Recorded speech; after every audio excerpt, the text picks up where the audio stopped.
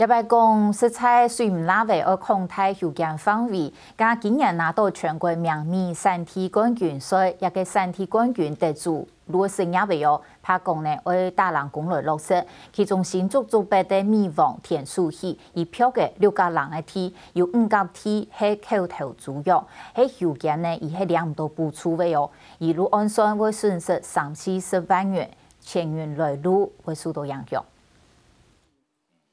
老米也起来，皮亚米乡也系2014年全国名米产地冠军赛冠军得主田树喜，今年辛苦耕耘的反工嘅，总系老土米做做生意呢，用心照顾嘅佢，则看唔到书生嘅福气，因为耕田耕耘18年，嗰天年佢就爱休假呢。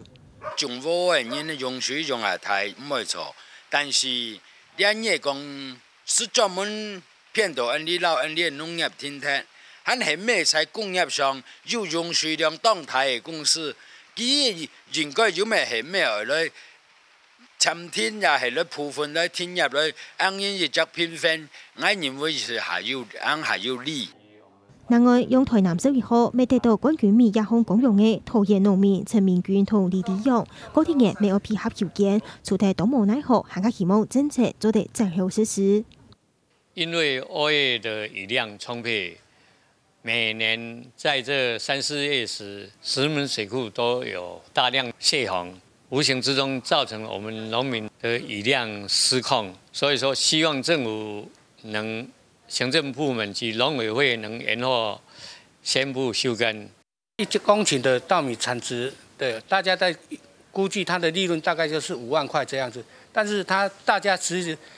平常大家的劳力互相支援，我今天去帮人家工作就有2000块。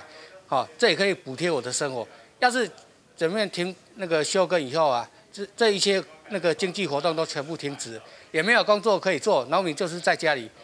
就算係冠軍米嘅得主，稍微去做點工，有苗生三無法度繼續耕種，農民出嚟動手，還加希望政府愛睇到其他地位上提出相關嘅配套措施，因為其他地無條路嘅民眾未識唔到台灣暫地位後面。下個新聞，新竹桃園綜合報道。